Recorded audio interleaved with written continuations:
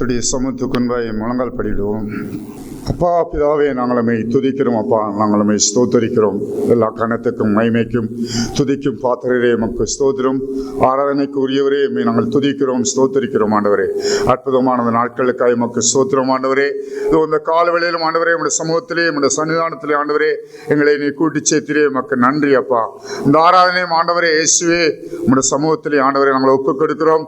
உடைய பரத்தின் ஆசீர்வாதத்தினால் கத்தாவே இதோ நீர் ஆசீர்வதிக்க முடியாது செபிக்கிறோம். கத்தாவே இயேசுவே உடைய பிரசன்னம் ஆண்டவரை எங்க இறங்கும்படியாய் கத்தாவை நாங்கள் செபிக்கிறோம்.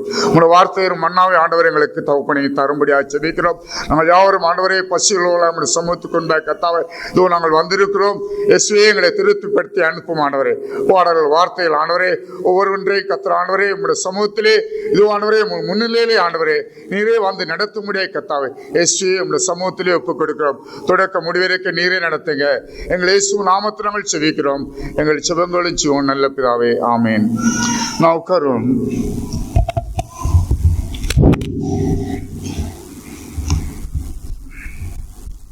கிறிஸ்தவக்கிய கீதங்கள் பாடல் நாம் கிறிஸ்தவக்கிய கீதங்கள் பாடல் புத்தகத்திலே 62வது பாடல்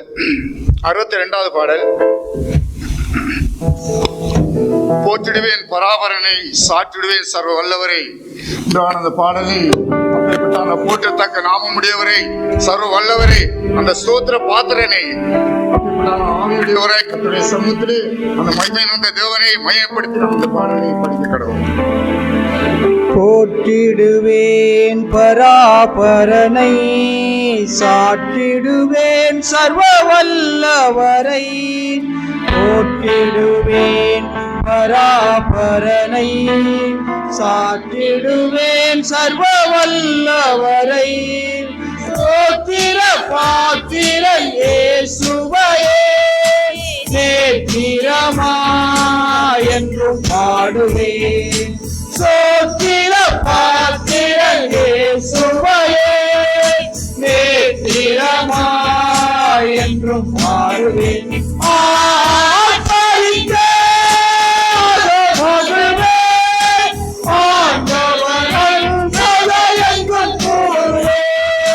கண்மணி போல் கருத்துடனே கைவிடாமல் என்னை காத்தனரே. கண்மணி போல் கருத்துடனே கைவிடாமல் என்னை காத்தனரே.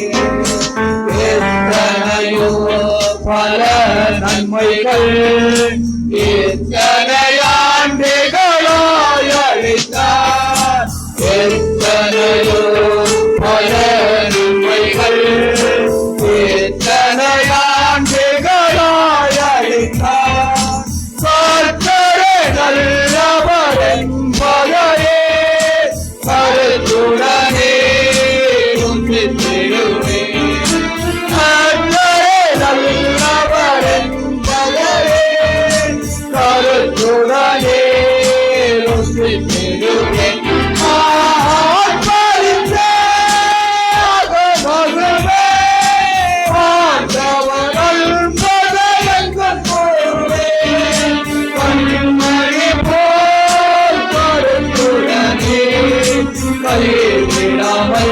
என்னை காத்தனரே. கண்மணி போல் கருத்துடனே கைவிடாமல் என்னை காத்தனரே. பயப்படாதே என்றுரைத்தனரே, பரிசுத்த ஆவியானவரே. பயப்படாதே என்றுரைத்தனரே, பரிசுத்த ஆவியானவரே. உள்ளம் போல் சற்று வந்திடனும் விரைந்தவரே கொடியேற்றினான். உள்ளம் போல் சற்று வந்திடனும் விரைந்தவரே கொடியேற்றினான்.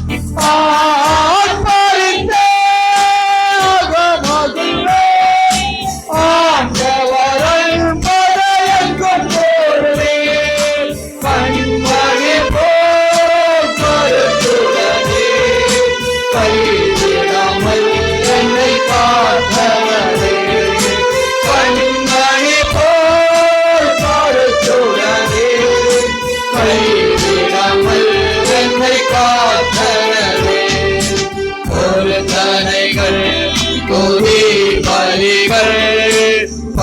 பணிவுடன் செலுத்தி ஜெபித்திடுவேன். பொருத்தனைகள் துதி பலிகள் பணிவுடன் செலுத்தி ஜெபித்திடுவேன். ஆபத்து காலத்தில் கூப்பிடுவேன். ஆண்டவரே செவி கொடுப்பார். ஆபத்து காலத்தில் கூப்பிடுவேன். ஆண்டவரே செவி கொடுப்பார்.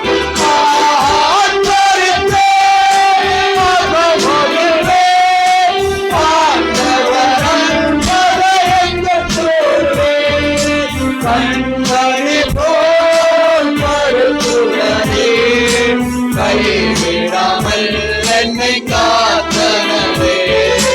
கண்மணி போல் மருத்துவனே கைவிடாமல் என்னை காத்தனவே. நித்தமும் போதித்து நடத்தி நித்திய ஆலோசனை அழைப்பார். நித்தமும் போதித்து நடத்தி நித்திய ஆலோசனை அழைப்பார். முடிவிலே மகிமையில் சேர்த்திடுவார். மகிழ்ந்திடுவேன் நித்தியமாய். முடிவிலே மகிமையில் சேர்த்திடுவார். மகிழ்ந்திடுவேன் நித்தியமாய்.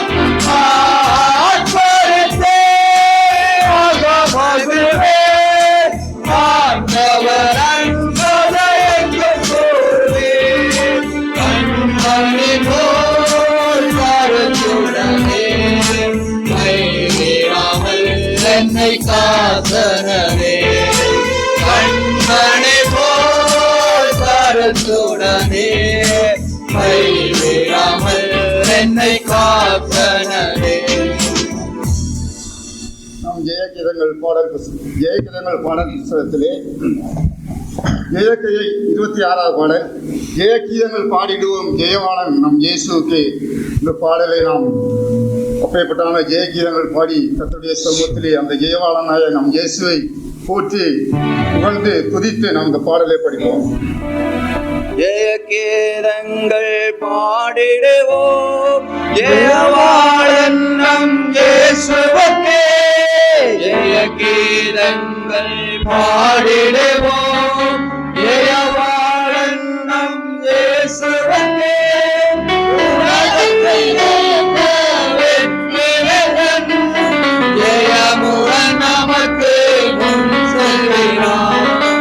உலகத்தை ஜெயித்த வெற்றிவேந்தன் ஜெயமுடன் நமக்கு முன் செல்கிறார்.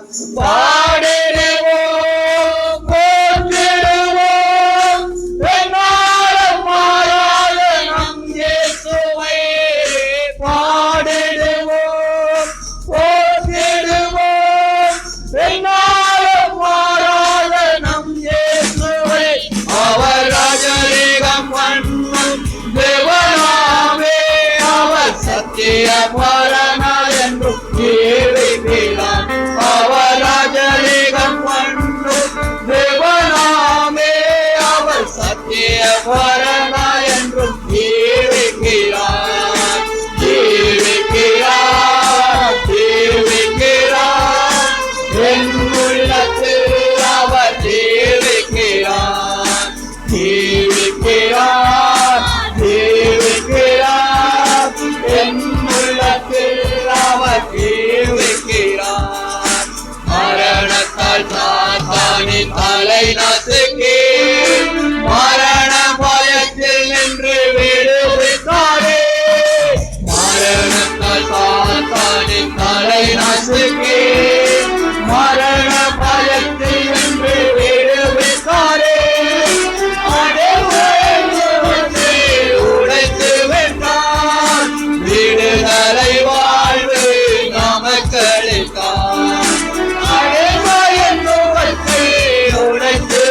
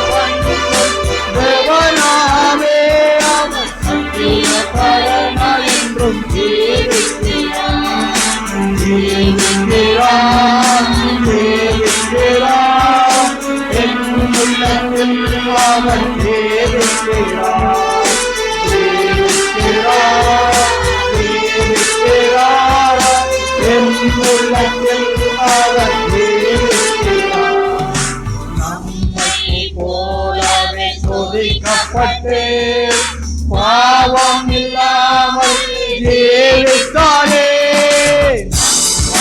போலவே பூஜிக்கப்பட்டு பாவம் இல்லாமல் ஜீவித்தாரே. சோதிக்கப்படும் யாவருக்கும் உதவி செய்ய வல்லவரே. சோதிக்கப்படும் நம் யாவருக்கும் உதவி செய்ய வல்லவரே. பாடிடுவோம் போற்றிடுவோம் என்னாலும் மாறாத நம் இயேசுவை. பாடிடுவோம் போற்றிடுவோம் என்னாலும் மாறாத நம் இயேசுவை.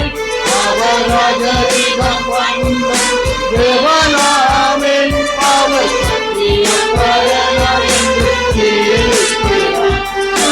ராஜரீகம் பண்ணும் தேவனாமே, அவர் சத்திய பரனா என்றும் ஜீவிக்கிறார். ஜீவிக்கிறார் என் உள்ளத்தில் அவர் ஜீவிக்கிறார். ஜீவிக்கிறார் என் உள்ளத்தில் அவர் ஜீவிக்கிறார். மாமிசத்திரையே வழியாக புதிலும் ஜீவமாக்கம் திறந்துட்டாரே. மாமிசத்திரையே வழியாக புதிலும் ஜீவமாக்கம் திறந்துட்டாரே. திராவண்டை நாமும் சேர்ந்திடவே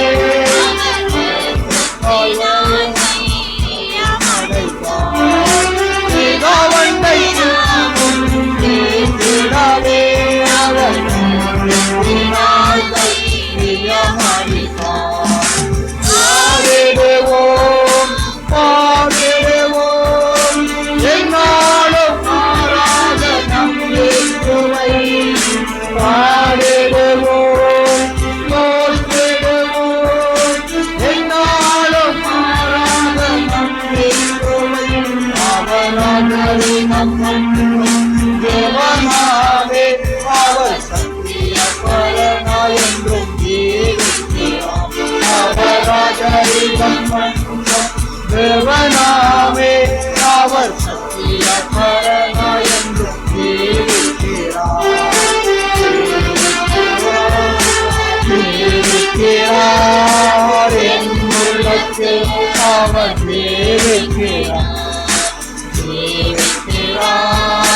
ஜீவிக்கிறார் அவன் என் உள்ளத்தில் அவர் ஜீவிக்கிறார். முடிய நம்மை ரட்சிக்க பிதாவண்டை பருந்து பேசுகிறார். நம்மை ரட்சிக்க பிதாவண்டை பருந்து பேசுகிறார். இயேசுவையே உயர்த்திடுவோம் இந்த ஆளுநர். ரட்சகன் அதிபதி இயேசுவையே உயர்த்திடுவோம் இந்த ஆளுநர். பாடிடுவோம் போற்றிடுவோம் என்னாலும் மாறாத நம் இயேசுவையே.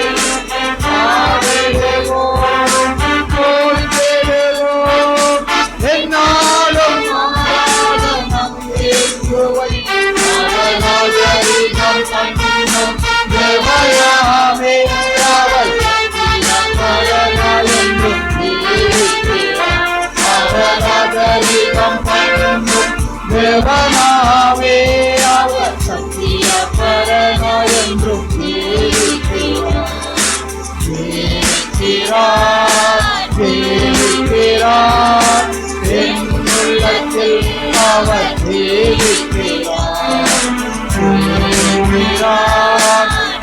ஜீவிக்கிறார் என் உள்ளத்தில் அவர் ஜீவிக்கிறார். கீதங்கள் பாடிடுவோம் ஜெயபாலன் நம் இயேசுவுக்கே ஜெயகீதம் பாடிடுவோம். ஜெயபாலன் நம் இயேசுவுக்கே உலகத்தை ஜெயித்த வெற்றிவேந்தன் நமக்கு ஒன்று உலகத்தை ஜெயித்த வெற்றிவேந்தன் ஜெயமுடன் நமக்கு முன் செல்கிறார். கர்த்தருடைய நாமம் மயப்படுவதாக. லூக்கா எழுதின சுவிசேஷம் 6ஆம் அதிகாரம்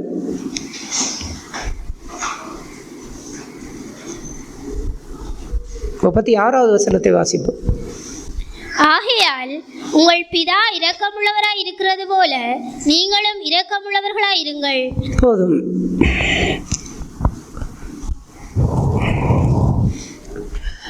நாம் போன வாரம் தேவன் அவன் மேல் இரக்கமாக இருக்க சித்தமாக இருக்கிறாரோ அவர் மேல் இரக்கமாய் இருக்கின்றார் என்று நாம் தியானித்தோம். இவ்வாறு தேவன்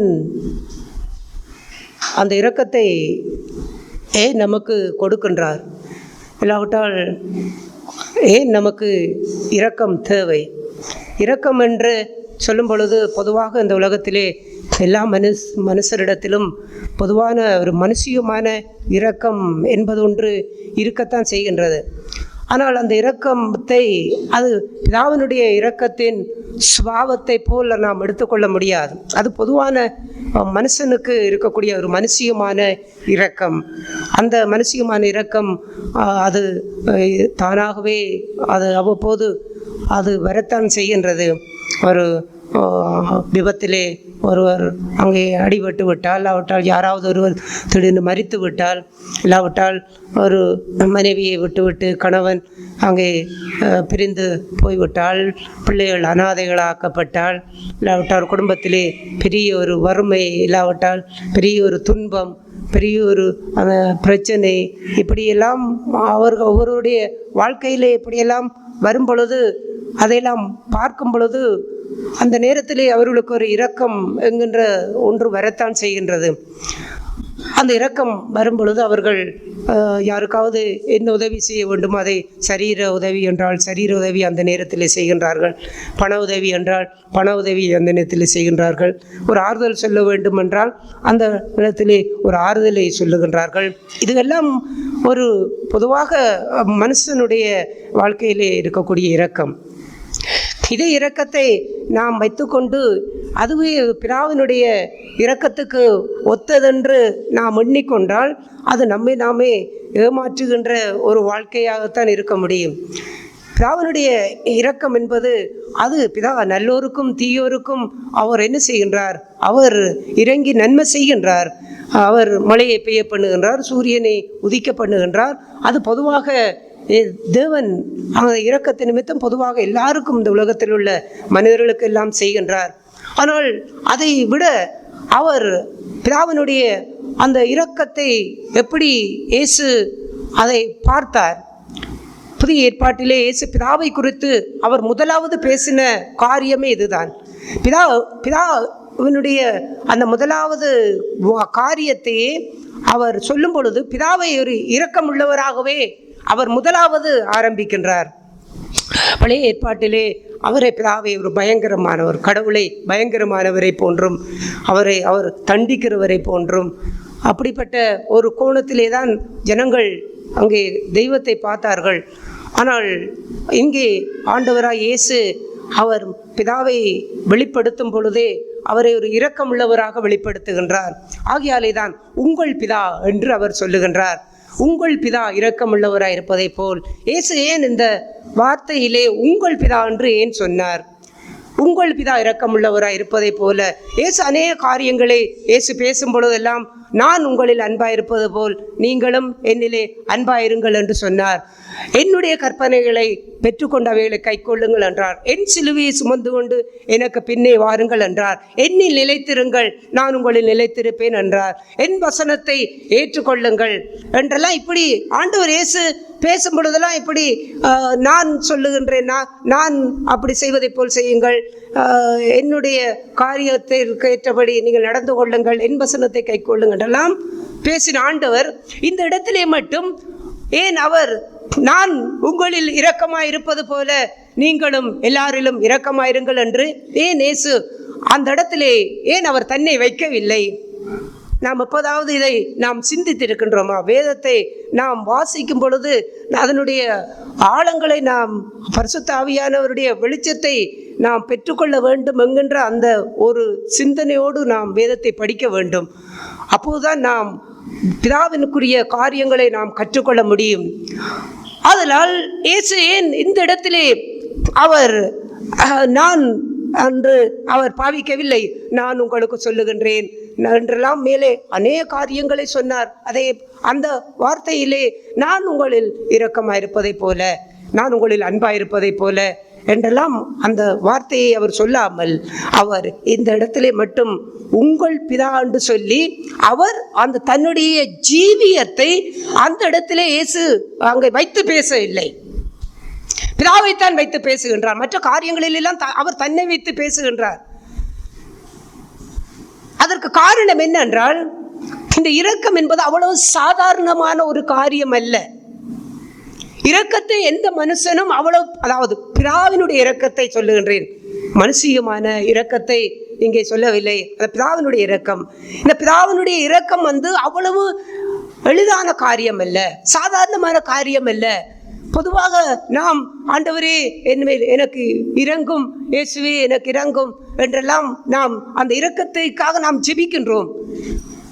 அந்த இரக்கம் நமக்கு தேவை என்று விரும்புகின்றோம். ஆனால் இரக்கத்தினுடைய ஆழம் என்னதுங்கிறதை கற்றுக்கொள்ள வேண்டும். இயேசு பரிசேயரிடத்திலே பேசும்போது சொன்னார், இரக்கத்தினுடைய கருத்து இன்னதென்று போய் கற்றுக்கொள்ளுங்கள், போங்கள், பலியை அல்ல இரக்கத்தை விரும்புகிறேன் என்பதன் கருத்து நீங்கள் கற்றுக்கொள்ளாத படியினாலே தான் உங்களுக்குள்ளே என்ன இல்லை, ஒரு பிதாவினுடைய அந்த இரக்க சுபாவம் இல்லை. அந்த இரக்க சுபாவம் உங்களிடத்தில் இல்லாத படியினாலே தான் நீங்கள் கடினமாய் நடந்து கொள்ளுகிறீர்கள். பரிசேயர்கள் கடினமாய் நடந்தார்கள், பாவியரிடத்திலே கடினமாய் நடந்தார்கள், ஆயக்காரரிடத்திலே கடினமாய் நடந்தார்கள், இன்னும் அங்கே இயேசு கிறிஸ்துவினிடத்திலே கூட அவர்கள் கடினமாய் நடந்தார்கள். ஏன் இவர்கள் இவ்வாறெல்லாம் கடினமாய் நடந்தார்கள் என்றால் இயேசு அவர்களிடத்திலே இரக்கம் இல்லை என்பதை கண்டுகொண்டார். அவரிடத்திலே நீதி இருந்தது. அவர்கள் தேவனுடைய பிரமாணத்தையோ இல்லாவற்ற மோசேயுடைய பிரமாணத்தையோ எல்லாவற்றையும் கைக்கொண்டு வாழ்ந்தார்கள், நீதியை செய்தார்கள்.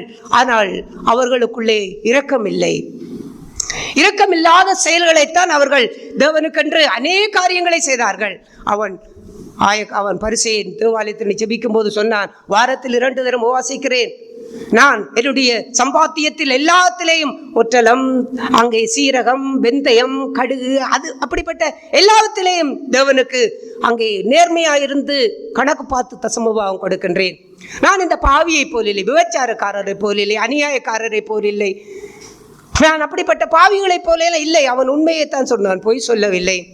அவனிடத்திலே அநேக நீதிகள் இருக்கத்தான் செய்தது. ஆனால் அப்படிப்பட்டவர்களை பார்த்துத்தான் இயேசு சொன்னார், இரக்கத்தின் கருத்தை நீங்கள் கற்றுக்கொள்ளவில்லை, இரக்கம் என்றால் என்னங்கிறது உங்களுக்கு இன்னும் தெரியவில்லை. அந்த பிதாவுடைய இரக்கத்தை நீங்கள் கற்றுக்கொண்டால் நீங்கள் இவ்வாறெல்லாம் நடக்க மாட்டீர்கள். ஏனென்றால் அந்த இரக்கம் உங்களிடத்தில் இல்லாதபடியினர்தான் குற்றமில்லாதவர்களை குற்றப்படுத்துகிறீர்கள். அவளை ஆக்கினைக்குள்ளாய் தீர்க்க வேண்டும் என்று நீங்கள் விரும்புகின்றீர்கள், தண்டனை கொடுக்க வேண்டும் என்று விரும்புகின்றீர்கள்.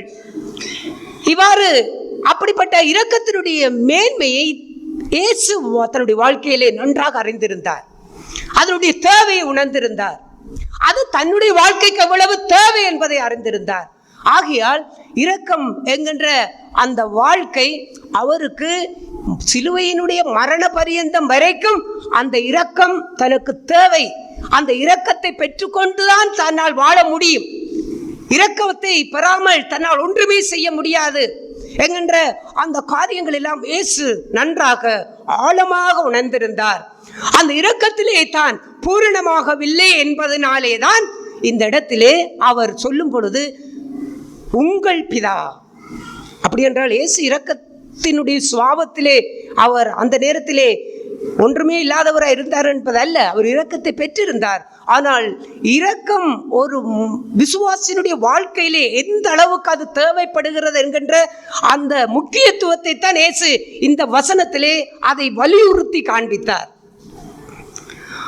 அவர் தனக்கு மரண பரியந்தம் வரைக்கும் அந்த இரக்கம் தேவை, அதை தான் பிதாவினிடத்திலிருந்து பெற்றுக்கொள்ள வேண்டும்.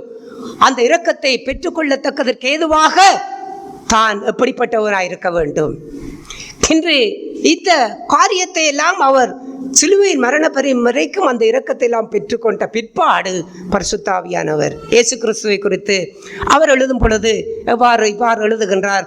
யூதாவின் புஸ்தகத்திலே அப்போஸ்தலனாகிய யூதா எழுதிய புஸ்தகம் 1ஆம் அதிகாரம் 21வது வசனத்தை வாசிப்போம்.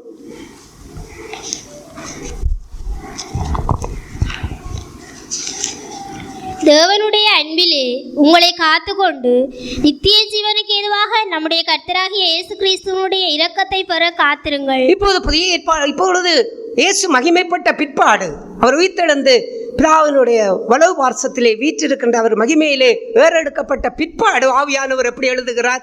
இப்பொழுது பிதாவினுடைய உருக்கமான இரக்கத்திலே உங்களை காத்துக்கொள்ளுங்கள் என்று எழுதவில்லை.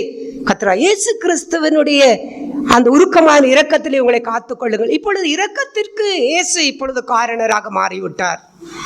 ஏனென்றால் அவர் இரக்கத்தை பரிபூரணமாக வெளிப்படுத்தி விட்டார். தன்னுடைய வாழ்க்கையிலே பிதாவினுடைய இரக்கத்தை அவர் அப்படியே பெற்று அந்த இரக்கத்தினாலே என்ன செய்ய வேண்டும் அதையெல்லாம் செய்தார். காரியம் அவ்வாறு இருக்கின்றபடினால் ஏன் இரக்கம் தேவை? பிதாவினுடைய இரக்கம் எப்படிப்பட்டது?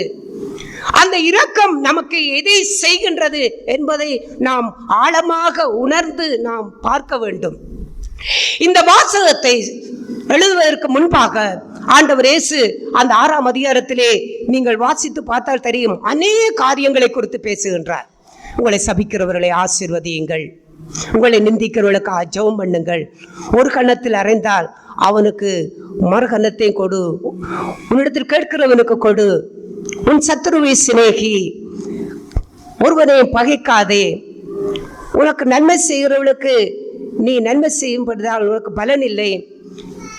இவ்வாறெல்லாம் அநேக காரியங்களை இயேசு பேசுகின்றார். வாழ்க்கையிலே, நடைமுறை வாழ்க்கையிலே நாம் சந்திக்கக்கூடிய ஒவ்வொரு துன்பங்கள், ஒவ்வொரு பிரச்சனைகள், ஒவ்வொரு கஷ்டங்கள், இவ்வாறான தீமை செய்யக்கூடிய மனிதர்கள், இப்படிப்பட்ட அநேக சூழ்நிலைகள் எல்லாம் நாம் அங்கே நம்முடைய வாழ்க்கையிலே நமக்கு வருகின்றது. இப்படியெல்லாம் இந்த வாழ்க்கையில் எல்லாம் ஆண்டவர் சொல்லுவதை போன்று ஒருவன் செய்ய வேண்டுமாக இருந்தார், தனக்கு சத்ருவாக மாறி இருக்கின்ற ஒருவனை அவன் நேசிக்க வேண்டுமாக இருந்தார், தனக்கு தீமை செய்கிறவனுக்கு அவன் நன்மை செய்ய வேண்டுமாக இருந்தார், தன்னை பகைக்கிறவனை ஆசீர்வதிக்க வேண்டுமா இருந்தார், தன்னை நிந்தைக்கு உட்படுத்தி அவமானப்படுத்துகிறவனுக்காக ஜெபம் பண்ண வேண்டுமாக இருந்தார்.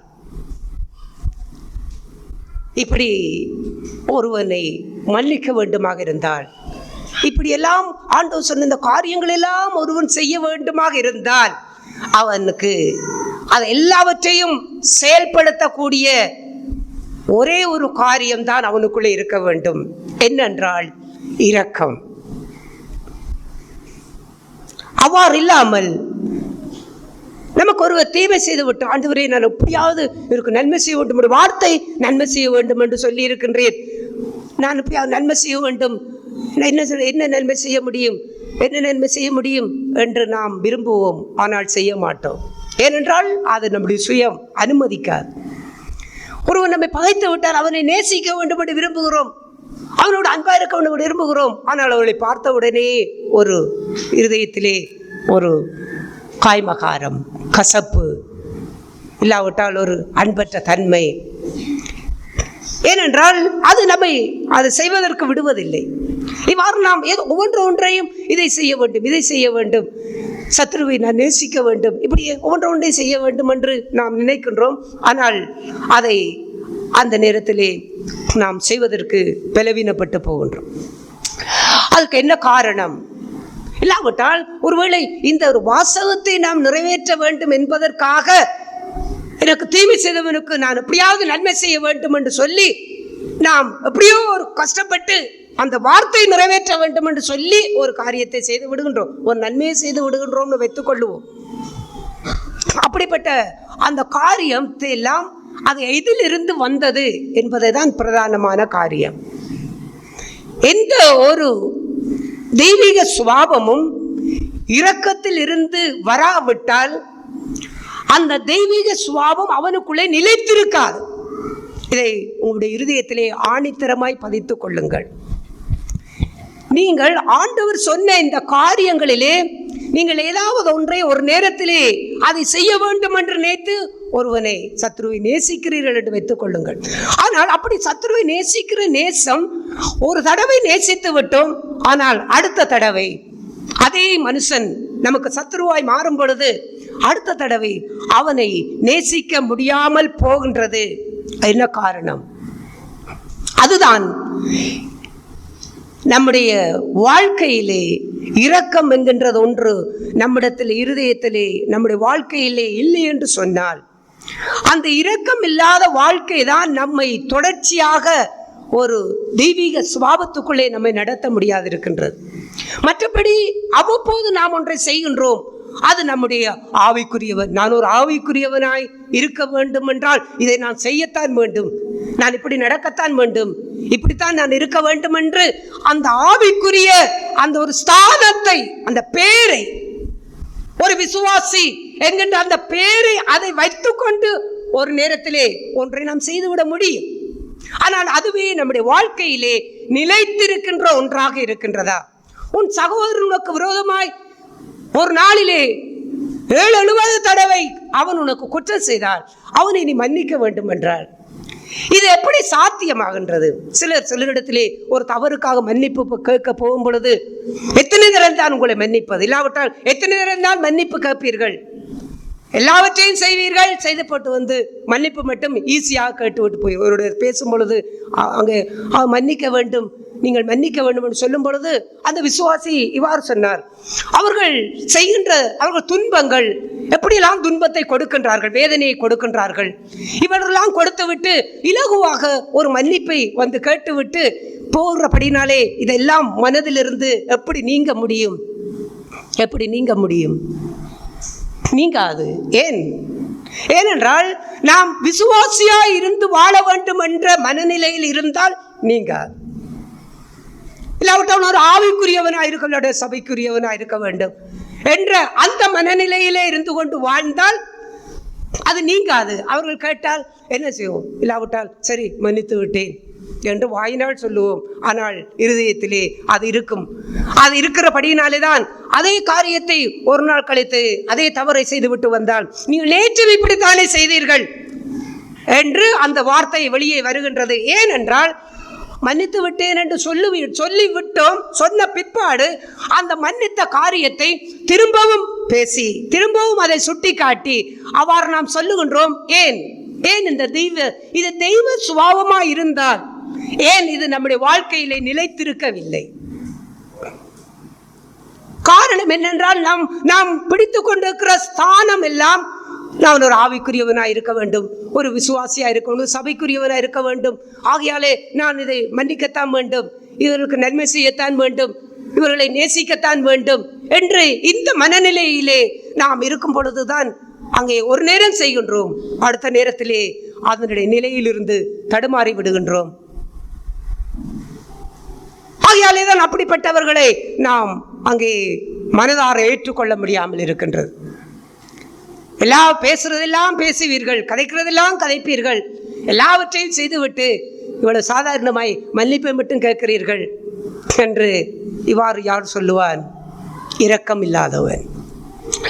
இரக்கம் உள்ளவனிடத்திலே தெய்வ சுபாவம் நிலைத்திருக்கும். ஆகையால் ஆண்டவர் சொன்னார், 7-70 தடவை அவன் ஒரே தவறை அவ்வாறு உனக்கு செய்து, இல்லாவிட்டால் ஏதோ தவறுகளை செய்து அவன் உன்னிடத்திலே வந்து நான் மனஸ்தாபப்படுகின்றேன், என்னை மன்னித்துக்கொள் என்று சொன்னால் அத்தனை தடவைகளும் அவனை மனதார மன்னிக்க முடிகிறது என்று சொன்னால் அது இரக்கத்தின் ஊற்றிலிருந்து வருகின்ற தண்ணீர். கிணத்து தண்ணீர் வற்றிவிடும், குளம் வற்றிவிடும். ஊற்று என்றென்றைக்கும் நித்திய ஜீவகாலமாக ஊறுகிற நீர் ஊற்று. அந்த ஜீவ ஊற்று இரக்கம். இந்த இரக்கத்தின் ஊற்று நம்மிடத்திலே ஊற்றெடுக்கவில்லை என்று சொன்னால் இந்த ஊற்றிலிருந்து யாரையும் நம்மால் ஒன்றுமே செய்ய முடியாது. ஆதலாலேதான் இந்த காரியங்கள் எல்லாம் இயேசு சொல்லிவிட்டு தான் சொன்னார், உங்கள் பிதா இரக்கமுள்ளவராய் இருக்கின்றார். உங்கள் பிதா இரக்கமுள்ளவராய் இருக்கிற படியினாலே தான் உங்களை மன்னிக்கிறார். தேவனிடத்திலே இரக்கத்தை போய் கேட்கின்றோம். ஆண்டவரே எனக்கு இரங்கும், என் பிள்ளைகளுக்கு இரங்கும், என் குடும்பத்துக்கு இரங்கும், என்னுடைய பலவீனத்திலே எனக்கு இரங்கும், என்னுடைய துன்பத்திலே, கஷ்டத்திலே, வியாதியிலே எனக்கு இரங்கும் என்று தேவனிடத்திலே இரக்கத்தை கேட்கின்றோம். அந்த தெய்வம் நமக்கு இறங்குகிற படியினாலே தான் எங்களுடைய பாவங்களை மன்னிக்கின்றார். இரக்கம் என்றால் என்ன என்பதை முதலாவது நாம் புரிந்து கொள்ள வேண்டும். அந்த இரக்கம் நமக்கு கிடைக்கும் பொழுதுதான் நாம் சிலரை பார்த்து பாவம், சிலருடைய வேதனைகளையும் கஷ்டங்களையும் துன்பங்களையும் பார்த்து பாவம் என்று சொல்லுகிறோமே, அந்த பாவம் என்று சொல்லுகின்ற அந்த இரக்கத்தில் இருந்துதான் இவர்களுக்கு ஏதாவது ஒன்றை நாம் செய்ய வேண்டும் என்று அந்த மனநிலை நமக்கு வருகின்றது. அந்த பாவம் என்று சொல்லக்கூடிய, அது பாவம் என்று இந்த மனுஷன் சொல்ல, பாவியிலும் பிரதான பாவி நாம் தான், மற்றவர்களை பாவம் என்று சொல்லுவதெல்லாம் அந்த இரக்கத்திலிருந்து வருகின்ற அந்த வார்த்தை தான். அது வரும் பொழுது நம்மிடத்திலே கூட நாம் சாப்பாடை ஒருவேளை நாம் பிள்ளைகளுக்கு வேண்டிக்கண்டு நாம் பஸ்ஸில் எங்கேயாவது போகும்பொழுது சாப்பாடை பிள்ளைகளுக்கு வேண்டிக்கண்டு வர முடியும். வரும்பொழுது அங்கே ஒரு கைவிடப்பட்ட ஒரு அநாதை பிள்ளை, ஆதரவற்ற பிள்ளை, அம்மா ஐயா ஏதாவது பசிக்குது, சாப்பாடு இருந்தால் தாங்க என்று கேட்டால் நாம் என்ன செய்வோம்? பாவம் என்று இறங்கி நம்முடைய பிள்ளைகளுக்கு வேண்டிய சாப்பாட்டை நாம் அவளுக்கு கொடுத்து விடுவோம். காரணம் என்ன என்றால் அதிலே நாம் இறங்குகின்றபடியினாலே அதை நாம் செய்கின்றோம். இவ்வாறுதான் தேவனிடத்திலே நாம் இரக்கத்தை கேட்கும் பொழுது அந்த தெய்வம் நமக்கு இறங்காவிட்டால், விரும்புகிறவனாலும் அல்ல ஓடுகிறவனாலும் அல்ல இறங்குகிற தேவனாலே ஆகும் என்பதை போல் அந்த தெய்வம் நமக்கு இறங்காவிட்டால் எங்களுடைய பாவம் மன்னிக்கப்படாது. தெய்வம் நமக்கு இறங்காவிட்டால் அவர் எங்களுக்கு நன்மை செய்ய மாட்டார். தெய்வம் நமக்கு இறங்காவிட்டால் எங்கள் பாவங்களை மூட மாட்டார். தெய்வம் நமக்கு இறங்காவிட்டால் எங்களை ஆக்கினைக்குள்ளாக தீர்த்து விடுவார். எங்களுடைய பாவங்களை மறுபடியும் சொல்லி குற்றப்படுத்துவார். ஒரு நாளிலே எத்தனை தடவை நாம் பாவம் செய்கின்றோம்? மனைவிக்கு விரோதமாக எத்தனை பாவம் செய்யணும், கணவனுக்கு விரோதமாக எத்தனை பாவம் என்றால் அவர்களுக்கு அங்கே கீழ்ப்படியாமல், இல்லாவிட்டால் அன்பு செய்யாமல், இல்லாவிட்டால் கோபமாய், இல்லாவிட்டால் அவர்களை வேதனைப்படுத்தும்படிக்கு குடும்பத்திலேயோ சபையிலே விசுவாசிகள் மத்தியிலேயோ அவிசுவாசிகள் மத்தியிலேயோ நாம் நடந்து கொள்ளுகின்ற நம்முடைய முரட்டு சுபாவங்கள். ஏன் ஒருவன் முரட்டு சுபாவமுடையவனாக இருக்கிறான், இல்லாவிட்டால் ஏன் ஒருவன் கடினம் உள்ளவனாக இருக்கின்றான்? நாம் ஜெபிக்கும் பொழுது ஆண்டவரே பின்வாங்கி போனவர்களுக்காக ஜெபிப்போம் என்று சொன்னால், நான் அனைவரும் ஜெபிக்கும் பொழுது இவ்வாறு ஜெபிப்பதை கேட்கின்றேன். எப்படி? இவருடைய கடின இருதயங்கள் உடைய வேண்டும், ஆண்டவருடைய கடின இருதயங்களிலிருந்து உங்கள் திரும்ப வேண்டும். அவர்களுக்கு கடின இருதயம், ஆனால் அந்த கடின இருதயத்திலிருந்து திரும்ப வேண்டும் என்று நாம் ஜெபிக்கின்றோம். உண்மையாய் மெய்யாய் நான் சொல்லுகின்றேன், யாருக்கு கடின இருதயம் இருக்க தெரியுமா? நான் கடின இருதயம் உள்ளவர்கள் திரும்ப வேண்டும் என்று ஒரு பின்வாங்கி போன மனுஷனுக்காக நான் ஜெபிக்கும் பொழுது எனக்குள்ளேயே கடின இருதயம் இருக்க முடியும். எப்படிப்பட்ட கடின இருதயம்? நான் இரக்கம் இல்லாதவனா யாரிடத்திலேயாவது நான் நடந்து கொண்டிருந்தால் நான் ஒரு கடினம் உள்ளவன் தான். இயேசு அதை சொல்லும் பொழுது மத்தேயுவிலே 18ஆம் அதிகாரம் 33வது வசனத்தை நாம் வாசிப்போம். மத்தேயு எழுதின சுவிசேஷம் 18ஆம் அதிகாரம் 23வது வசனம். வேகமாக வாசிப்போம். எப்படியெனில் பரலோராஜ்யம் தன் ஊழியக்காரரிடத்தில் கணக்கு பார்க்க வேண்டும் என்றிருந்த ஒரு ராஜாவுக்கு ஒப்பாயிருக்கிறது. அவன் கணக்கு பார்க்க தொடங்கின போது 10,000 தாலந்து கடன்பட்டவன் ஒருவனை அவனுக்கு முன்பாக கொண்டு வந்தார்கள். கடனை தீர்க்க அவனுக்கு நிர்வாகம் இல்லாதபடியால் அவனுடைய ஆண்டவன் அவனையும் அவன் பெண்ஜாதி பிள்ளைகளையும் அவனுக்கு உண்டான எல்லாவற்றையும் விற்று கடனை தீர்க்கும்படி கட்டளையிட்டான். அப்பொழுது அந்த ஊழியக்காரன் தாழ விழுந்து வணங்கி, ஆண்டவனே, என்னிடத்தில் பொறுமையாயிரும், எல்லாவற்றையும் உமக்கு கொடுத்து தீர்க்கிறேன் என்றான்.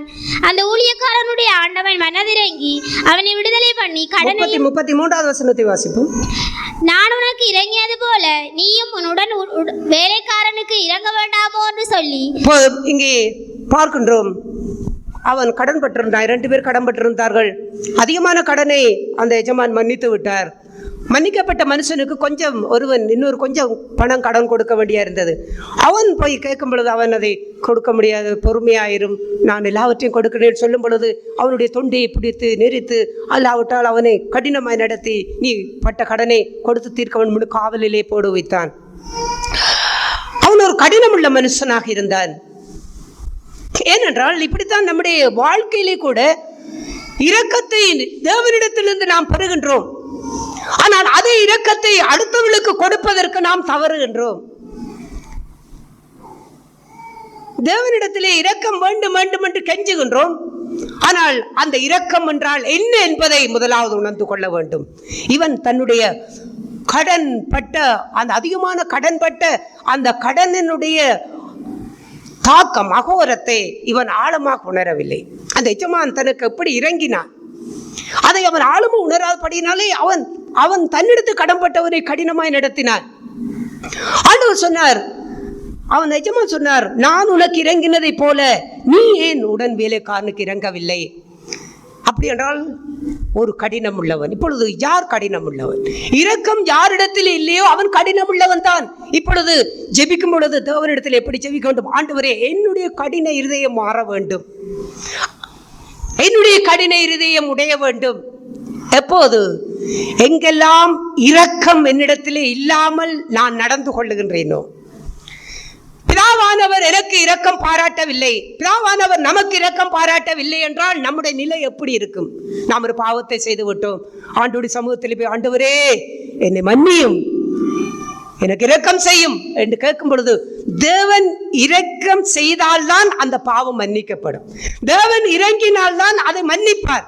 இந்த இரக்கம் இல்லாமல் யாருடைய பாவமும் மன்னிக்கப்படாது. தேவன் இறங்காமல் யாருடைய பாவமும் மன்னிக்கப்படாது. தேவன் இறங்காமல் யாருக்கும் நன்மை செய்ய மாட்டார். தேவன் இறங்காமல் யாரையும் அவர் என்ன விடுதலையாக்க மாட்டார். யாருடைய பாவங்களை மூட மாட்டார். ஆகையால் அந்த இரக்கம் நமக்கு கிடைக்கின்ற படியினாலேதான் இன்றைக்கும் அவருடைய சமூகத்திலே நிர்மூலமாகாமல் இருக்கின்றோம். ஆமேன். அவருடைய இரக்கங்கள் காலைதோறும் புதியவைகள். ஒவ்வொரு நாளும் அந்த இரக்கத்தை நாம் தேவனிடத்திலிருந்து புதிதாய் பெற்றுக்கொள்ள வேண்டும். ஏனென்றால் ஒவ்வொரு நாளும் பலவிதமான சோதனைகளிலே நாம் அகப்படுகின்றோம், பலவிதமான தீமைகளுக்குள்ளே அகப்படுகின்றோம், பலவிதமான பலவீனங்களுக்குள்ளே அகப்படுகின்றோம். சில பாவங்களிலே கூட நாம் தோற்கடிக்கப்படுகின்றோம். இப்படிப்பட்ட சூழ்நிலைகளிலே தேவனிடத்திலே இரக்கத்தை கேட்கின்றோம். ஆண்டவரே, எனக்கு இறங்கி என்னை மன்னியும், என்னை ஏற்றுக்கொள்ளும், உம்முடைய சமூகத்திலே சேர்த்து கொள்ளும். அந்த இரக்கம் நமக்கு இம்மட்டும் அவர் தந்து கொண்டிருக்கிற படியினாலே தான் அவருடைய சபையிலே இருக்கின்றோம், அவருடைய சமூகத்திலே இருக்கின்றோம், அவருடைய இரத்தத்தினாலே கழுவப்பட்டு கொண்டிருக்கின்றோம். அவர் இன்றைக்கும் எங்களை பிள்ளைகளாக வைத்துக் கொண்டிருக்கின்றார். இன்றைக்கும் அவர் எங்களுக்கு சகாயம் செய்கின்றார், எங்களுடைய பாவங்களை மன்னிக்கின்றார், எங்களுடைய அக்கிரமங்களை கழுவுகின்றார்.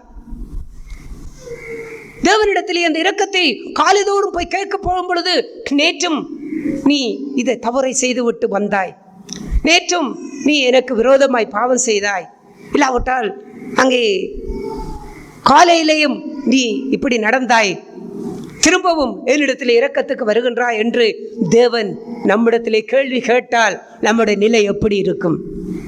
ஆகையால் இரக்கத்தை நாம் அற்பமாக எண்ணிவிடக்கூடாது. தேவனுடைய இரக்கத்தை, அவர் அந்த இரக்கத்தை கொடுப்பதெல்லாம் பெரிய பாக்கியம். ஏனென்றால் அந்த இரக்கம்தான் எங்களை அவருடைய சமூகத்திலே வைத்திருக்கின்றது.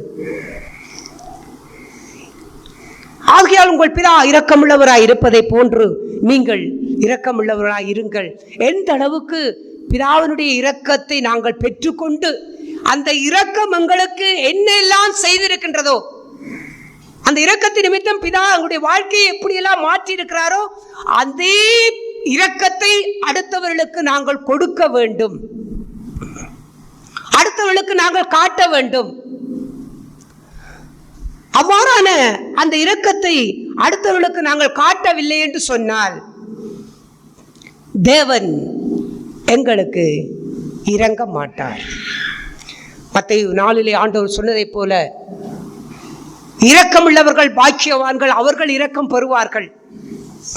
தேவனுடைய இரக்கத்தை ஒவ்வொரு நாளும் தேவன் நமக்கு அளவில்லாமல் அவர் கொடுத்து கண்டே இருக்க வேண்டுமாக இருந்தால் யாருக்கு அவரை கொடுப்பார்?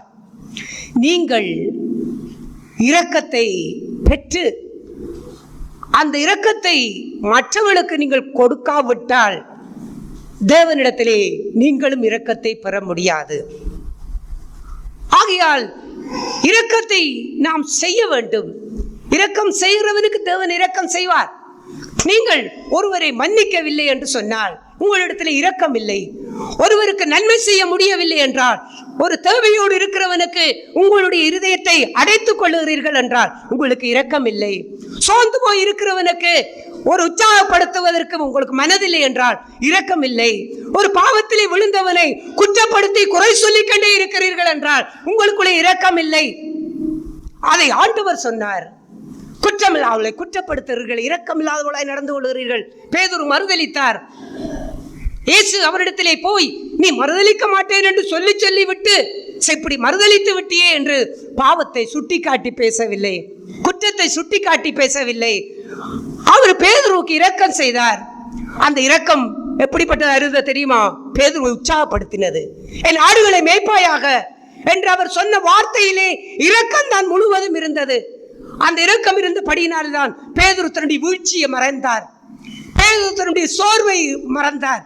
பேதுருவுக்கு ஒரு உற்சாகத்தை கொடுத்தார். பேதுருவுக்கு ஒரு நம்பிக்கை வந்தது, ஒரு தைரியம் வந்தது. பேதுரு உற்சாகப்பட்டார். மறுபடியும் தன்னுடைய காரியத்தை உற்சாகமாய் எழுந்து செய்தார். ஏனென்றால் அந்த இயேசு கிறிஸ்துவனுடைய இரக்கம் பேதுருவுக்கு என் ஆடுகளை மேய்ப்பாயாக. அந்த இரக்கம் எந்த அளவுக்கு ஒரு மனுஷனை உற்சாகப்படுத்துறது. குடும்பத்திலே கணவன் மனைவி ஏதாவது அவர்கள் ஏதாவது ஒரு அங்கே பாவம் செய்து விட்டால், இல்லாவிட்டால் ஏதோ ஒரு சமாதானத்தை இழந்து விட்டால், இல்லாவிட்டால் விசுவாசிகள் மத்தியிலே ஏதோ ஒரு முரண்பாடு நடந்து ஏதோ ஒருவருக்கு தீமை செய்து விட்டால் அதையெல்லாம் எப்படி பார்க்கக்கூடாது? சபையிலே ஜெபிக்கும் பொழுது அழுதை ஜெபிப்பார்கள். இல்லாவிட்டால் சபையிலே மாத்திரம் எழுந்து அப்படி வாழுவேன் இப்படி வாழுவேன் என்றெல்லாம் பெரிய அறிக்கையெல்லாம் செய்வீர். ஆனால் வீட்டிலே வந்த பிறகு இப்படி இருக்கிறீர். இல்லாவிட்டால் சபையிலே இப்படி இருப்பார்கள் அப்படி இருப்பார்கள், வெளியிலே வந்தவுடன் இப்படி இருக்கின்றார்கள் என்று இந்த வார்த்தையை அவருடைய பலவீனத்தையோ வீழ்ச்சியையோ யாருடைய தவறையோ மற்றவர்கள் கோபப்பட்டு ஏதாவது ஒன்று செய்திருக்கலாம், ஏதோ ஒன்றை ஒருவர் செய்திருக்கலாம். அந்த காரியத்தை அந்த பகுதியை ஒரு சுட்டி காட்டி அவளை பலவீனப்படுத்துவார்களாக இருந்தால் அடுத்த முறை அவர்கள் அறிக்கை செய்ய மாட்டார், அடுத்த முறை ஜெபிக்க மாட்டார்கள். என்னுடைய புருஷன் என்னை பார்த்து இவ்வாறு சொல்லிவிட்டார், என்னுடைய மனைவி என்னை பார்த்து இவ்வாறு சொல்லிவிட்டார். நான் என்னுடைய வாழ்க்கையிலே பலவீனப்பட்டிருக்கின்றேன், குடும்பத்திலே பலவீனப்பட்டிருக்கின்றேன். ஆனால் ஒரு தடவை கூட இதுவரைக்கும் என்னுடைய மனைவி என்னை பார்த்து நீங்கள் சபையிலே இப்படியெல்லாம் சொல்லுகிறீர்கள், இப்படியெல்லாம் பேசுகிறீர்கள், ஊழியம் இப்படியெல்லாம் செய்கின்றீர்கள், நீங்கள் இப்படி செய்யலாமா என்று ஒரு தடவை கூட அவ்வாறான ஒரு வார்த்தையை பேசுவதை நான் கேட்ட ஞாபகமே இல்லை. நான் ஆண்டவரை ஸ்தோத்தரிக்கின்றேன். ஏனென்றால் அப்படிப்பட்ட ஒரு வார்த்தை என்ன செய்ய முடியும்? அது அடுத்தவர்களை பலவீனப்படுத்தும், அடுத்தவர்களுக்கு ஒரு குற்ற உணர்வை கொடுக்கும். அடுத்த தடவை அவர்கள் ஜெபிப்பதற்கு தைரியம் இருக்காது. என்னுடைய புருஷன் சொன்னவர் இருக்கின்றாரே, என்னுடைய மனைவி இவ்வாறு சொல்ல இருக்கின்றாரே, என்னுடைய பிள்ளைகள் இல்லாவிட்ட என்னுடைய பெற்றோர் இவ்வாறு சொல்லிவிட்டார், விசுவாசிகள் இவ்வாறு சொல்லிவிட்டார், அவர்கள் எல்லாம் இருக்கின்றார்களே, எப்படி எழுந்து வந்து நான் இங்கே நிற்க முடியும்? எப்படி வாயை திறந்து நான் ஜெபிக்க முடியும்? குற்ற உணர்வு, அதைரியம், சோர்வு, இடறல். இதையெல்லாம் யார் கொடுக்கின்றார்கள்? ஏன் கொடுக்கின்றார்கள்? எதற்காக கொடுக்கின்றார்கள்? இரக்கம் இல்லாத வாழ்க்கை. இரக்கம், அதாவது பிதாவினுடைய அந்த இரக்கம். பிதாவினுடைய இரக்கம் எனக்கு கிடைத்தபடியினாலே அவருடைய சமூகத்திலே தைரியமாய் நிற்கின்றேனே, தைரியமாய் ஜெபிக்கின்றேனே, தைரியமாய் அறிக்கை செய்கின்றேனே, தைரியமாய் அவருடைய ரட்சிப்புக்குள்ளாக என்னை ஒப்பு கொடுத்து வாழுகின்றேனே. இந்த தைரியத்தெல்லாம் என் தேவன் இரக்கத்தினாலே எனக்கு தந்திருக்கும் பொழுது என்னை சார்ந்தவர்களுக்கு எந்த இரக்கத்தை நான் கொடுக்கின்றேன்? யாரையாவது நான் பலவீனப்படுத்தினால், யாரையாவது நான் இடரல்படுத்தினால், யாரையாவது நான் நம்பிக்கை இழக்க வைத்தால், சோர்வடைய வைத்தால், குற்ற உணர்வு உண்டாகும்படிக்கு நடந்தால் ஒரு கடினம் உள்ளவன். ஏனென்றால் என்னிடத்திலே இரக்கமில்லை என்பதை நாம் சிந்திக்க வேண்டும். இரக்கமில்லை என்பதை நாம் உணர்ந்து கொள்ள வேண்டும். பேதுருவிடத்திலே இயேசு அப்படித்தான் நடந்தார். ஆகையாலே தான் பேதுரு உற்சாகம் கொண்டார். இன்றைக்கு வாழ்க்கையிலே இரக்கம் எந்த அளவுக்கு நம்முடைய வாழ்க்கையிலே தேவை. தேவன் நமக்கு இரங்காவிட்டால் நமக்கு என்ன நடக்கும்? நமக்கு கொடுக்கின்ற எல்லா நன்மையான ஈவுகள் எல்லாம் அவருடைய இரக்கத்தின் நிமித்தம் தேவன் நமக்கு இறங்கி கொடுக்கின்றார். அவர் இறங்காவிட்டால் நமக்கு ஒன்றும் கிடைக்காது. நாம் தலைகளாய் நின்றாலும் ஒன்றும் நடக்காது. அந்த இரக்கத்தை பெற்றுக்கொள்ளும் பொழுது அடுத்த கட்டம், நான் உனக்கு இறங்கினதை போல நீ உன் உடன் வேலைக்காரனுக்கு இறங்க வேண்டாமோ? இரக்கம் உள்ளவர்கள் பாக்கியவான்கள், இரக்கம் பெறுவார்கள். யாருக்கெல்லாம் நாம் இரக்கத்தை வெளிப்படுத்துகின்றோமோ அந்த அளவுக்கு அவர்களை கர்த்தர் இரக்கத்தினாலே நிறைத்து ஆசீர்வதித்துக் கொண்டே இருப்பார். அல்லேலூயா! உங்களை ஆசீர்வதித்துக் கொண்டே இருப்பார். ஆதாம் மோவாளை பாவம் செய்தவனும் தேவன் விரட்டினார். விரட்டும் பொழுது அத்தியிலேயே தான் உடுத்தி இருந்தார்கள். கர்த்தர் இரக்கமுள்ளவர். தேவன் பார்த்தார், இந்த மனுஷன் போய் இந்த அத்தி இலைகளோடு போய் 2 நாள் 3 நாளோட இலைகள் எல்லாம் காய்ந்து உளுந்து விடும். அவன் மறுபடியும் இலைகளை தைக்க வேண்டும். இவன் அங்கே தொடர்ச்சியாக அவனுடைய ஆடைகளுக்காகவே இவன் துன்பத்தோடும் வேதனையோடும் வாழ வேண்டிய நிலை இருக்கும். ஆகையால் தோல் உடையை கொடுத்தார். இவன் தன்னுடைய தான் விருத்தியாகக்கூடிய காலம் இந்த தோல் உடை அநேக நாட்களுக்கு இது இருக்கும்.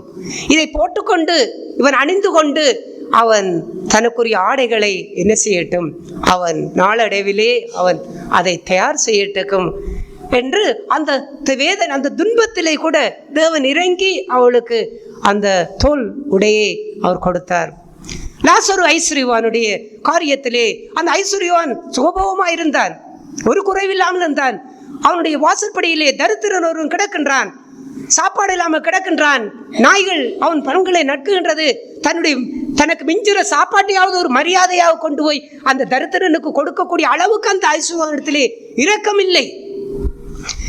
அவன் அக்கினி ஜுவாலையிலே கிடந்து வேதனைப்படும் போது என்ன கேட்டான் ஆபிரகாமுக்கு தெரியுமா? என்ன கேட்டான்? நீர் எனக்கு இறங்கி லாசரு ஒரு விரலினாலே தண்ணீர் என்னுடைய நாவிலே விடும் என்று கேட்டான். அவன் என்ன கேட்டான்? நீர் எனக்கு இறங்கி. அந்த சம்பவத்தை நீங்கள் வாசித்து பாருங்கள். இரக்கம் என்றால் என்ன என்பதை அன்றைக்குத்தான் ஐஸ்வர்யவான் உணர்ந்தார். ஒரு வேதனையிலே, துன்பத்திலே, ஒரு சோர்விலே, ஒரு வீழ்ச்சியிலே வாழக்கூடிய ஒரு மனுஷனுக்கு இரக்கம் என்றால் என்ன என்பதையே தெரியாமல் வாழ்ந்தவன் இப்பொழுது தனக்கென்று ஒரு துன்பம் வரும் பொழுது, தனக்கென்று ஒரு வேதனை வரும் பொழுதுதான் இப்பொழுது இரக்கம் என்றால் என்ன என்பதை உணர்ந்து நீர் இறங்கி லாசருடைய விரலினாலே ஒரு துளி தண்ணீர் அனுமதியும் என்று அவன் இவ்வாறான அந்த இரக்கத்தை அவன் உணர்கின்றான். அன்றைக்கு உணர்ந்து அவனுக்கு ஒரு பலனும் இல்லை, ஒரு பிரயோஜனமும் இல்லை. இன்றைக்கு உயிரோடு இருக்கின்ற நாம் அதை நாம் உணர வேண்டும். இரக்கத்தை பிதாவினிடத்திலிருந்து அதிகமாக நாங்கள் பெற்றுக்கொள்ள வேண்டும். அப்பொழுதுதான் உங்களுடைய வாழ்க்கையிலே பிதாவுக்குரிய தெய்வீக சுபாவங்களை நாம் வெளிப்படுத்த முடியும், மற்றவர்களை மன்னிக்க முடியும், மற்றவர்களை நேசிக்க முடியும், மற்றவர்களுக்கு நன்மை செய்ய முடியும், சத்துருக்களை சிநேகிக்க முடியும், தீமை செய்கிறவர்களுக்கு நன்மை செய்ய முடியும். எல்லோரிடத்திலும் நாம் அங்கே மன்னித்து அவர்களோடு சமாதானமாய் வாழ முடியும். இந்த இரக்கத்தின் ஊற்று நமக்குள்ளே ஊற்றெடுக்கவில்லை என்றால் இதெல்லாம் எங்களால் செய்ய முடியாது. நாங்கள் மிகவும் ஒரு கடினமுள்ள ஒரு ஆவிக்குரியவர்களாகவே இருப்போம், கடினமுள்ள விசுவாசிகளாகவே இருப்போம். ஒருவர் மன்னிப்பதற்கு மனதே வராது, ஒருவருடைய குற்றங்களை மூடுவதற்கு மனமே வராது, ஒருவரை பற்றி மற்றவர்களுக்கு குறை சொல்லாமல் இருக்க மனமே வராது, ஒருவருடைய தவறுகளை அடுத்தவர்களுக்கு போய் சொல்லி குற்றப்படுத்தாமல் இருக்க மனமே வராது. இதெல்லாம் தாராளமாய் செய்து கொண்டே இருப்போம். அப்போது ஒன்றை மட்டும் நாம் சிந்திக்க வேண்டும், என்னிடத்தில் இரக்கம் இல்லை. ஆண்டவரே, நான் இரக்கம் இல்லாத மனுஷனாக இருக்கிறபடினாலே தான் இவ்வாறெல்லாம் நான் நடந்து கொள்ளுகின்றேன். இரக்கத்தை எனக்கு கற்றுத்தாரும். நீர் எனக்கு எவ்வாறு இறங்குகின்றீர் என்பதை நான் முதலாவது ஆழமாய் உணரட்டும். நீர் எனக்கு இறங்காவிட்டால் என்னையும் இப்படித்தானே குற்றப்படுத்துவீர், எனக்கும் இவ்வாறு தானே தீமை செய்வீர். என் வாழ்க்கை எப்படி இருக்கும்? என்னுடைய ஜீவியத்திலே எதை நான் சிந்திக்கின்றேன் அதை நான் அடுத்தவர்களுக்கும் அந்த இரக்கத்தை நான் காட்ட வேண்டும். அப்படிப்பட்ட இரக்கமுள்ள சகோதர சகோதரிகளாக இந்த சபையிலே நாம் வாழும் பொழுது தெய்வ சுபாவத்தை நாம் எல்லாருக்கும் காண்பிக்க முடியும். அங்கேதான் தெய்வ சுபாவம் நிலைத்திருக்க முடியும். நேற்று உன்னை மன்னித்தேன், 5 தடவை மன்னித்து விட்டேன், 10 தடவை மன்னித்து விட்டேன் என்றெல்லாம் வார்த்தை வராது. இப்படியெல்லாம் நாம் அங்கே எத்தனை தரம்தான் உனக்கு உதவி செய்வது, இப்படியெல்லாம் அங்கே கடினம் வாழ்க்கை. என்னுடைய ஜீவியத்தில் அதே இரக்கத்தை வாஞ்சிக்கின்றேன். ஒவ்வொரு சகோதர சகோதரிகளும் பிதாவினுடைய இரக்கத்தை நாம் உணர்ந்து நம்முடைய தேவையிலே நமக்கு இரக்கம் தேவை என்பதை ஆழமாக உணர்ந்து அதே இரக்கத்தை ஒவ்வொரு மனுஷனுக்கும் நான் அதை கொடுக்க வேண்டும் என்கின்ற ஒரு நிபந்தனையையும் அவர் நமக்கு தந்திருக்கின்றார். அந்த நிபந்தனையை நிறைவேற்றும் பொழுதுதான் பிதா தொடர்ச்சியாக நமக்கு இறங்க முடியும். அதை நிறைவேற்றவில்லை என்றால் நமக்கும் இரக்கம் கிடைப்பது நிறுத்தப்பட்டு விட முடியும். அப்போது நம்முடைய முடிவு எப்படிப்பட்டதாக இருக்கும்? இதை நாம் சிந்தித்தவர்களாக இரக்கத்தின் மேன்மையை உணர்ந்து வாழுவோம். கர்த்தர் ஆசீர்வதிப்பாராக. ஆமென். கர்த்தருடைய பரிசுத்த நாமம் மையப்படுதாக. பூமியிலே வாழக்கூடியான எனக்கு ஏன் இரக்கம் தேவை என்கிறான இந்த வார்த்தையை தேவன் பேசி அதிகமாய் என்னையும் இங்கே உற்சாகப்படுத்தினான். ஆண்டவராய் இயேசு கிறிஸ்து பேசும்போது, தேவன் உங்கள் பிதாவாக இருந்தால் என்னிடத்தில் அன்பாக இருப்பீர்கள். அந்த தேவன் அவர் எனக்கு பிதாவாக இருந்தால் நீங்கள் என்னிடத்திலே அங்கே அன்பாக இருப்பீர்கள். அவர்கள் அன்பு இல்லாமல் அவரிடத்திலே நடந்தபடியினாலே, அந்த அன்பை அறியாதவர்களாய் நடந்தபடியினாலே நீங்கள் பிசாசு உங்களுக்கு அவன் பிதாவாக இருக்கிறான் என்று சொல்லி அங்கே பேசினார். அவன் உங்களுக்கு பிதாவாக இருக்கிறபடினாலே அவனுடைய கிரியைகளை நீங்கள் அங்கே செய்கிறீர்கள் என்று சொல்லி அங்கே ஆண்டவர் அங்கே பேசினார். சில நாட்களிலும் இந்த பூமியிலே கற்றுக்கொள்ளும்படியான அந்த வாஞ்சை அது எதுவாய்த்தான் அங்கே என்னுடைய ஜீவியத்திலே பரிசுத்த ஆவியானவர் வெளிப்படுத்தி இந்த காலவெளியிலே காண்பித்த காரியங்கள் எல்லாம் அந்த பிதாவினுடைய அந்த நற்குணாதிசயங்கள் அது அவ்வளவும் எனக்கு உறுத்தாக மாற வேண்டும், எனக்கு சொந்தமாக மாற வேண்டும். ஏன்னு சொன்னால் அங்கே என்னுடைய மாம்சத்திலிருந்து எந்த நன்மையும் இங்கே பிறப்பதில்லை, பிறக்கப் போவதும் இல்லை. ஆனால் இங்கே தேவன் உங்கள் பிதாவாக இருந்தால் நீங்கள் என்னிடத்திலே அங்கே அன்பாக இருப்பீர்கள் என்றான அந்த வார்த்தைக்கு ஒப்பான அந்த ஜீவியம், உங்கள் பிதா அவர் இரக்கமுள்ளவராக இருக்கிறது போல நீங்களும் இரக்கமுள்ளவராக இருங்கிறான அந்த வார்த்தை அங்கே என்னிடத்திலே நிறைவேறுவதற்கு இந்த பூமியிலே வாழக்கூடிய என்னுடைய ஜீவியத்திலே நான் கட்டி அணைத்து கொள்ளக்கூடியான ஒன்று அந்த பிதாவிடத்திலிருந்து வரக்கூடியான அத்தனை இரக்கங்களும் அது எனக்கு தேவை. நான் வாழ்வதற்குரிய உயிர் மூச்சு அங்கே அதுவாகவே இருக்க வேண்டும்ங்கிறான் அந்த ஆவல். அந்த வார்த்தைக்காய் தேவனுக்கு அதிகமாக ஸ்தோத்திரிக்கிறேன், நன்றி செலுத்துகிறேன்.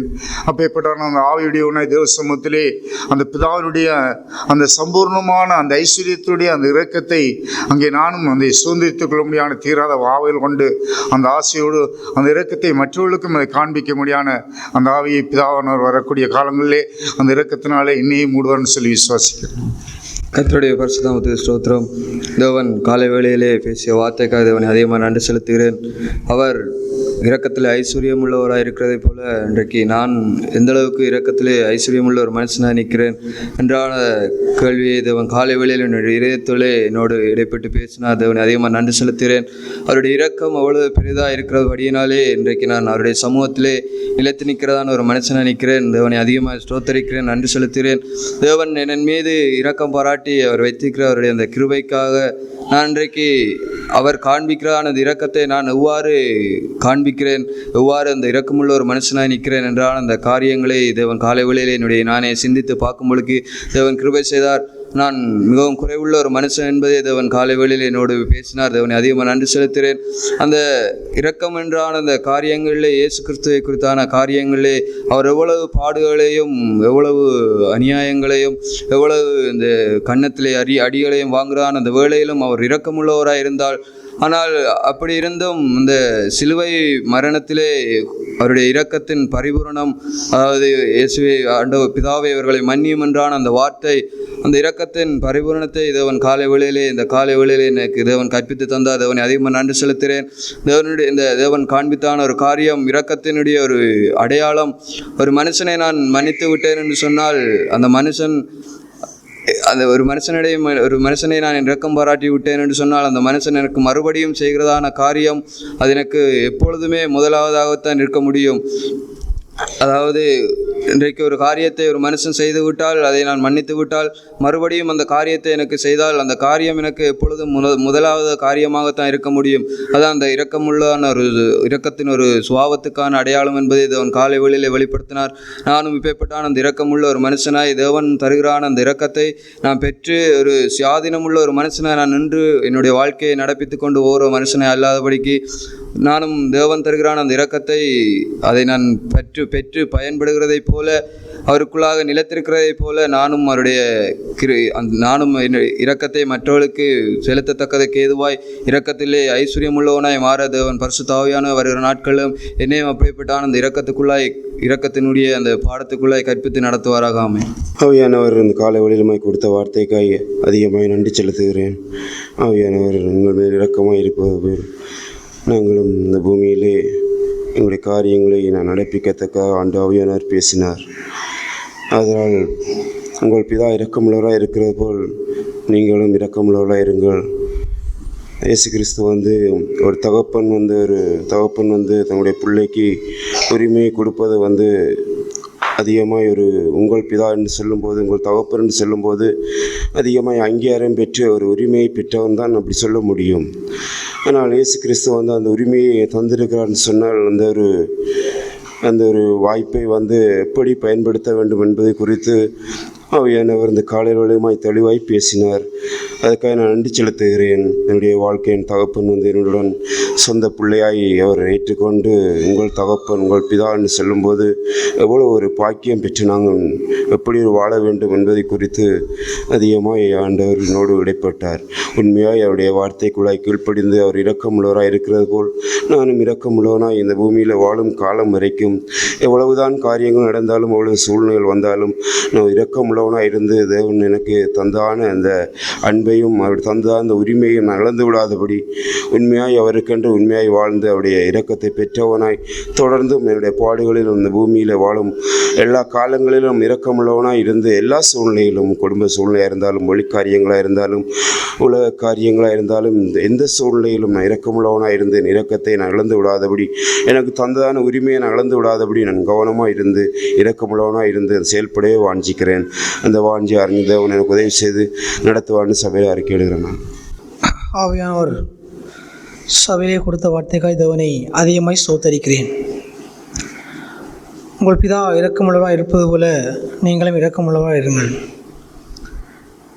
என்னுடைய பிதா எப்படிப்பட்டவராய் இருக்கிறார் என்பதைத்தான் ஆவியானவர் எனக்குள்ளே நான் காட்டுகிற இரக்கத்தை பொறுத்தான் என்னுடைய பிதா உண்மை உள்ள இரக்கமுள்ளவரா என்பதை அறிந்து கொள்ள முடியும். நான் ஒரு பார்வைக்காக இரக்கம் காட்டுகிற மனுஷனாக இருப்பேன் என்றால் என்னுடைய பிதா உண்மையான பிதா அல்ல, அவர் இரக்கம் காட்டுகிற பிதா இல்லை. நான் எப்படிப்பட்ட இரக்கமுள்ள பிதாவை நான் பிதாவாய் கொண்டிருக்கேன் என்பதுதான் நான் காட்டுகிற இரக்கத்தை பொறுத்து தான் அதில் இருக்கிறது. நானும் என்னுடைய இதயத்திலே மனம் திரும்ப வாசிக்கிறேன். உண்மையை நேர்மையுமாய் நான் என்னுடைய பாவங்களை சமுத்திரத்தின் ஆழத்திலே தள்ளிவிட்ட என்னுடைய பிதாவுடைய இரக்கத்தை நான் இந்த பூமியிலே காண்பிக்க விரும்புகிறேன்.